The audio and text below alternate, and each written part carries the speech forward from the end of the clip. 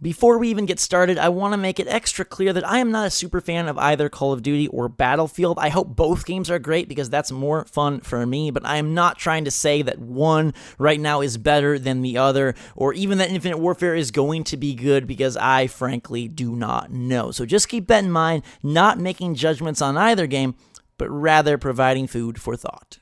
What's going on, guys and girls? It's Ghost Robo. Today we are talking about the Call of Duty Infinite Warfare dislike debacle, the disaster, the fiesta, the party, the thumbs down apocalypse. This video, as of this recording, has 958,000 dislikes, so close to 1 million. It already has blown every other gaming video out of the water for the most disliked video in the gaming category on YouTube, and has crushed, for example, the most disliked trailer, which was the new Ghostbusters reboot, and left it in its dust. And for some, this is a great thing, because it sets the tone that Call of Duty is not what we want it to be anymore. Make COD great again, change Call of Duty 2016, yada, yada, yada. But I want to kind of dive a little deeper and talk about why this is, what's going on, and then also the other side, some of the consequences of this, and why, maybe it's not all that it seems. So, first off, Infinite Warfare trailer came out May 2nd. It has 12 million views, 242,000 likes, 958,000 dislikes. Staggering numbers all around. I mean, engagement is huge. It has 1.2 million, 1.3 million now, likes and dislikes, and 12 million views, which is pretty darn good. That's over 10% of people clicking one of the buttons. Now, in contrast, the Battlefield 1 trailer came out 4 days later on May 6th.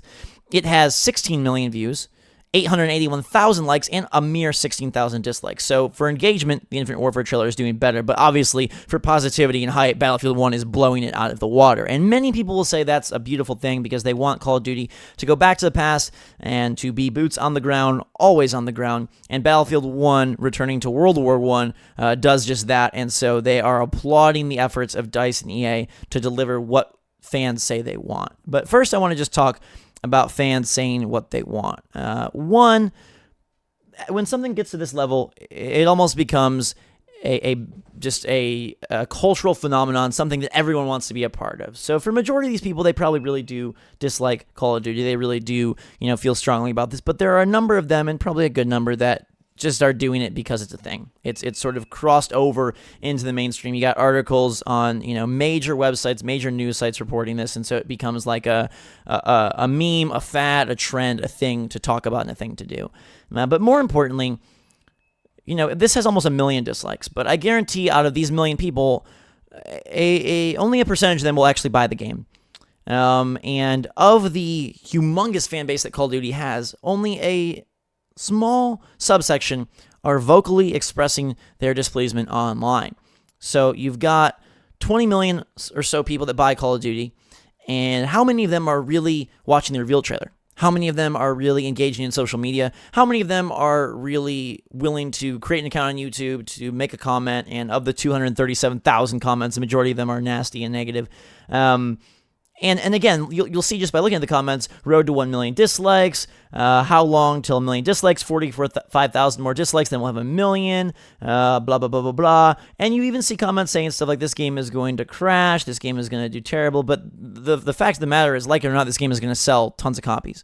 And that's because for most people, they're not involved in the social media web forum, YouTube zeitgeist that has all of this either positive or negative momentum behind it, and they just go to the store and buy the game that they think they're going to like. And for a lot of people, they love the futuristic setting, and we have stats and data to back that up. You've got Call of Duty the past 2 years, you've got Titanfall selling 10 million copies, you've got Destiny, being an insane phenomenon with a super futuristic setting, even more so than Infinite Warfare.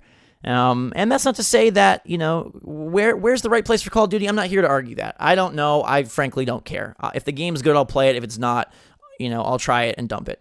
But know that a lot of the people that will buy this game aren't even involved in this. And so it's not really representative of the entire Call of Duty fan base. So when these hype machine channels are talking about, make COD great again, do this, do that, it's almost like a freaking presidential election, or so they think, where they're just, going, and as a YouTuber myself, I know how this works, and I try to be as balanced and fair and authentic as I can, but even for me, I hype up my videos. I want people to get excited for my new series. I want people to watch and have, enthusiasm and fun behind it. And sometimes, negativity and dislike is just as powerful or more than positive. So people will build up like, oh my God, Call of Duty is terrible. We got to get changes to build, again, that hype machine for their channel just as much for the game. So you really want to consider those two factors when looking at this, that A, not everyone buying the game, in fact, majority of the people buying the game aren't even involved in this whatsoever. They're probably not even aware. And then B, a lot of the people hyping this up, it helps them just as much as it helps quote-unquote Call of Duty. But diving a little bit deeper into why this might not be the greatest thing, and let's take Call of Duty out of the equation. Any game. This could be anything.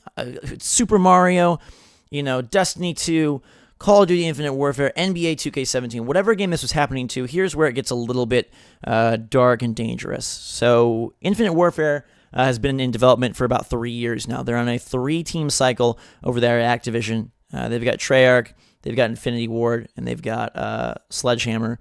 So this game, like everything that's been decided about it, is done and in the books so far before the trailer releases that there's nothing anyone can do to make a change.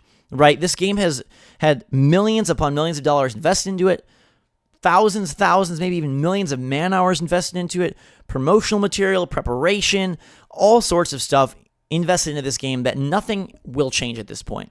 And the reason why it's so hard to, quote, listen to fans and why it's a double-edged sword is because if you do, when you make those decisions years down the road, maybe that's not what fans want anymore. Let's say that Infinity Ward is like, crap, man, this is terrible. We got to go back to World War II. And then they start to make a World War II game, and it comes out in 3 years. And by that time, people are fed up with World War II because Battlefield 1 started a trend of, more games going back to that, which in fact wasn't started by Battlefield 1 this year. It was started by Battlefield 1 whenever development began, and other games that began development years before this Dislike fiasco even took form.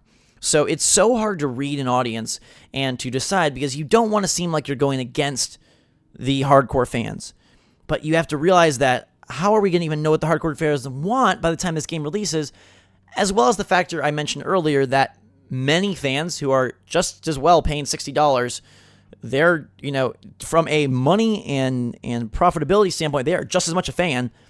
They probably love this game. They probably love the look of it. They probably think it's exciting and fun, and it's very hard to read those people because all you get is the vocal minority that expresses themselves usually with vehemence and just fire either way, positive or negative, online. And that's just a subsection of your audience. So for a developer and a publisher, it puts them in such a precarious situation where they're confused about what to do. How do we, read the trends of what's selling versus the trends of what YouTubers and Twitter hashtags and NeoGAF threads are saying versus what's that going to be in 30 years versus can we wow them with something that we feel will be great versus what the people at the studio want to make versus what, they've done in the past versus what other companies are doing. There's so many factors, and if they tried to, quote, listen to fans in that way, nothing would ever get done. So it's not that they don't care about fans, it's that they really can't listen to fans. They can sure take feedback and make adjustments, and a lot of times you'll see, indie games or games that have more flexibility in their structure evolve through early access or through major updates and make more of those changes based on fan reaction. But when it comes to stuff like setting, plot, place, that's just it's impossible to expect them to change that. And frankly, it's impossible to expect them to get it right every time because those decisions are made so early on and those design docs are formed before anyone outside of the company has any opinion about this.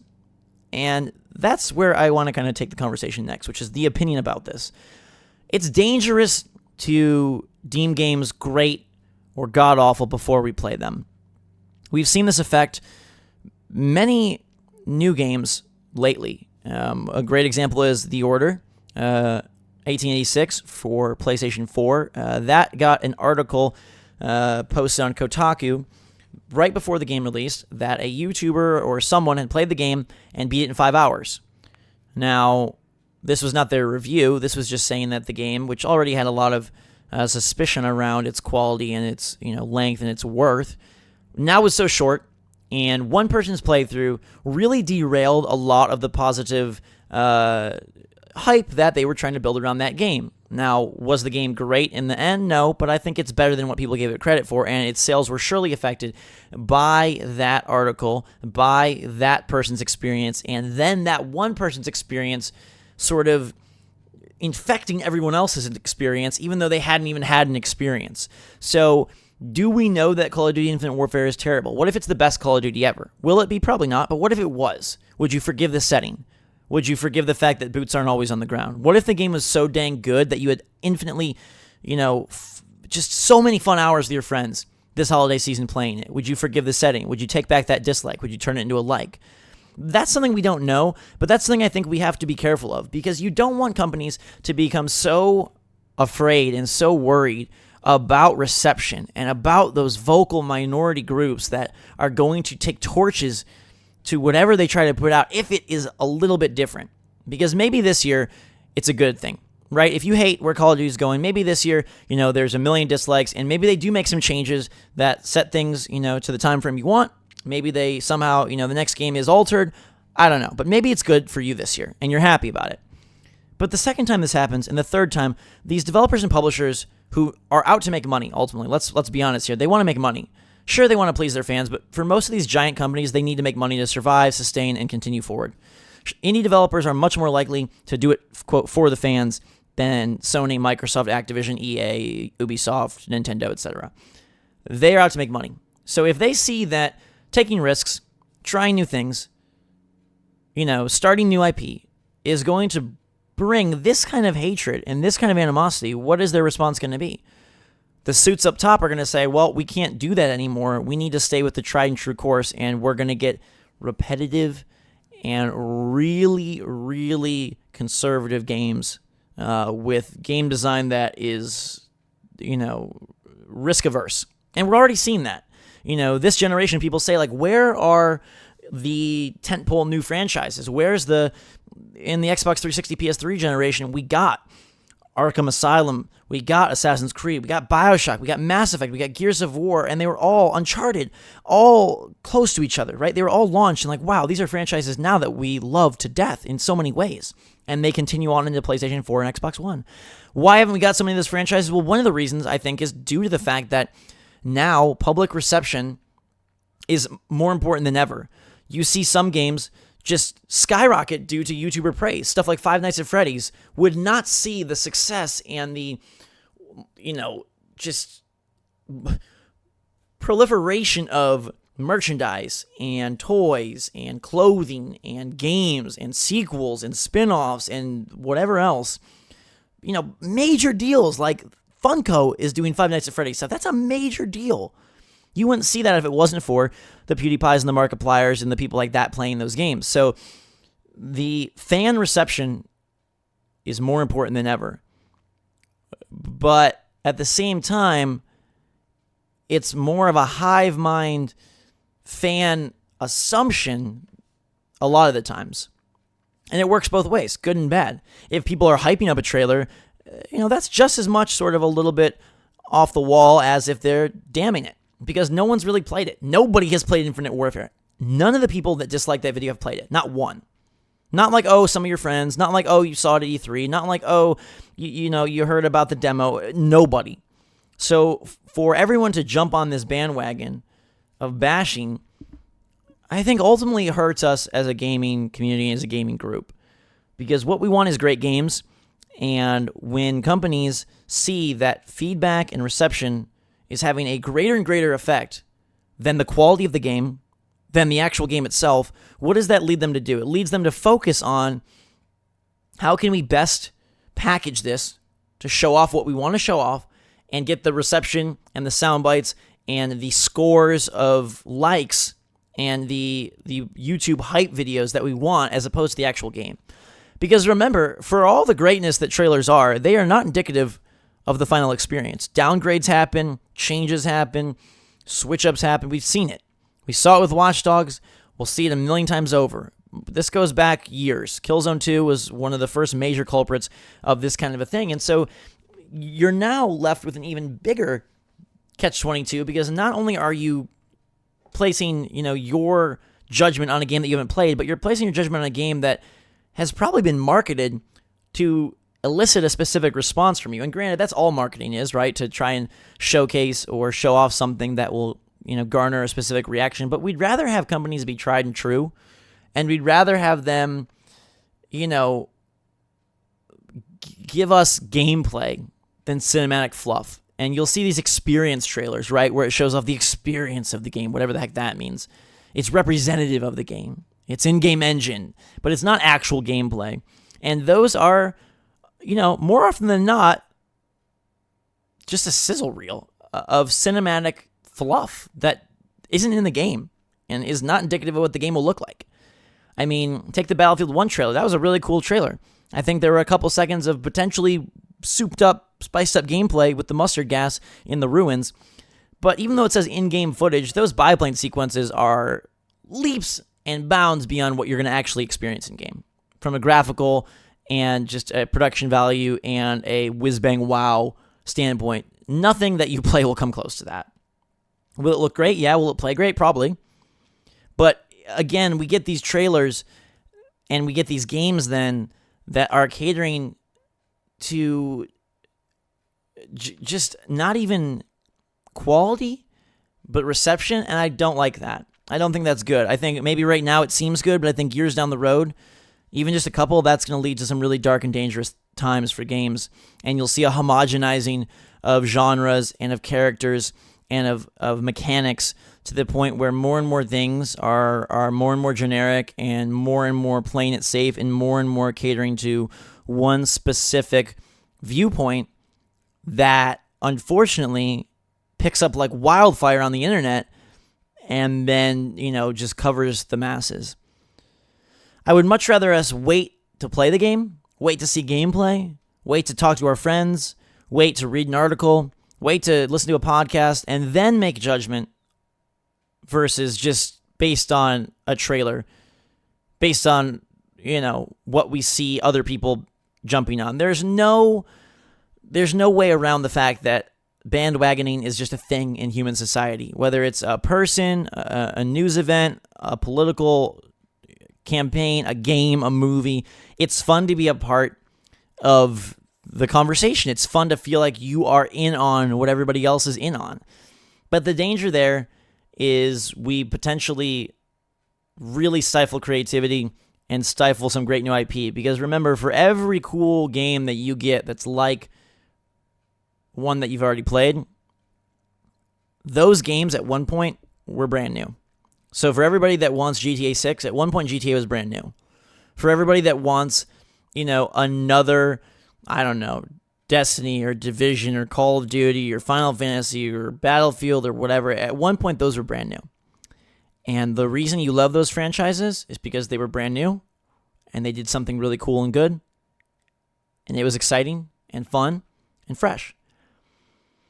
And we can't have that if all we do is make quick, hasty judgment based on trailers and like-dislike bars.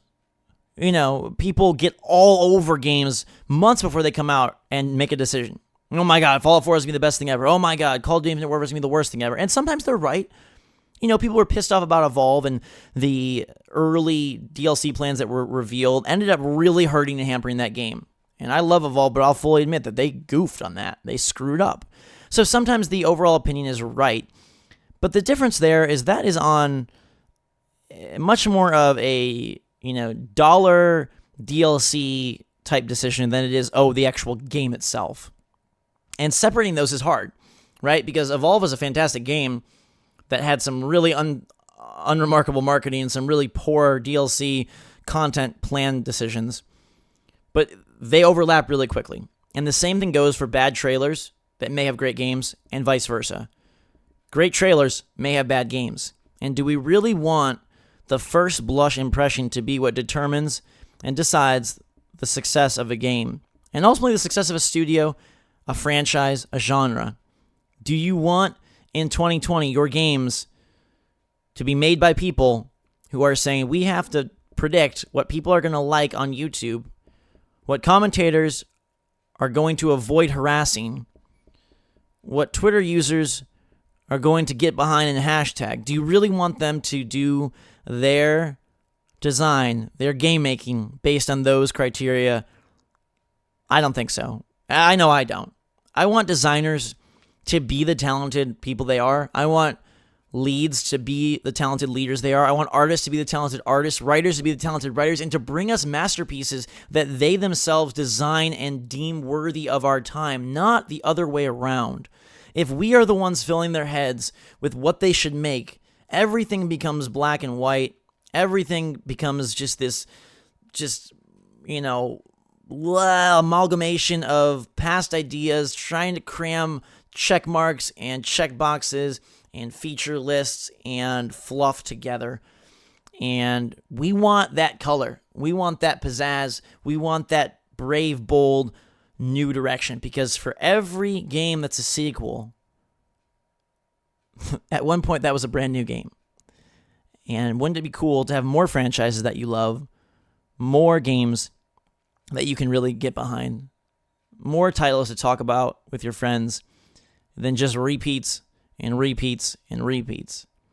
Because at a certain point, no matter whether they keep boots on the ground or boots in the sky or boots in the sea or no boots at all, people are going to tire of Call of Duty. People are going to tire of Uncharted. People are going to tire of Mario. People are going to tire of, everything. And the only way we're going to have awesome games replace them, like we did last generation and the generation before that, is if we settle down a bit and give these games some time to really show off what they can do before we make judgment. It's not necessary to make a final call at the first trailer. Give it some time. Give it a chance. If it sucks, it sucks. If it's good, it's good. But let's let the game and the work the developers have put in speak for itself, rather than some trailer, some marketing material, something we heard some YouTubers say, some hashtag we saw on Twitter. And it goes both ways, positive and negative, but let's be our own judges. Let's be our own juries. Let's be our own minds. Hives are fun if you're a bee, but none of you watching this video are that obsessed with honey. So let's make sure that we stay individuals and we stay vigilant to keep this industry fresh and fun forever. I don't want to have a time where I feel like every single game is boring and the only cool stuff is coming out once every while on Steam from some small team working out of their garage. I want to see AAA reinvent itself and bring us the beautiful, bold franchises that we currently love. The BioShocks, the Uncharteds, the Grand Theft Autos, the Call of Duties. Those franchises started somewhere, and we need more of them to start. And if we don't give them a fair shake, I don't want to know what happens. I don't want a free-to-play, mobile, open-world, blah future where everything is the same. So let's be careful, and let's still be opinionated. Let's still be ourselves. Let's still, speak our truth and speak our mind. But let's remember that a trailer is not a game, and what someone says on Twitter is not a game. Let's wait for the game to be a game and then make that choice. I hope this video made you think a little bit. I hope it puts the Call of Duty Dislike insane fest into perspective. And the last note I'll leave you with is that remember there's people on the other side of all these games. There's people that put their time and effort. There's people that put their family aside so they can make this game. And I'm not saying that we should give them good scores if they make something crappy. But I'm saying that all of the negativity that for the most part is unwarranted because nobody's played the product, it probably is hurting somebody. It's probably hurting somebody that spent countless hours trying to make something cool for you. Probably hurting somebody that gave up their weekends, gave up time with their family, gave up relaxing, gave up playing games like you're playing to make this. And I know they want to do a good job. Nobody wants to make a crappy product. Nobody wants to make something that has 1 million dislikes. So think about that too. And let's hope that both Infinite Warfare and Battlefield 1 are great. Because ultimately that's good for everybody. There does not need to be winners and losers. It's fine if there's all winners. And frankly, it's fine if there's all losers. If games are all crappy this fall, then we should say that and speak out as well. But we got to be level-headed in this. And we have to make sure that we really are giving an opinion and not just a shadow of someone else's opinion or a mirage of what we think our eventual opinion will be. Because there's probably a lot of you that hit dislike on the Infinite Warfare trailer that will love the heck out of the game this fall. And I hope I'm one of them. And I hope the same goes for Battlefield 1 and every other game that comes out, because that's more fun.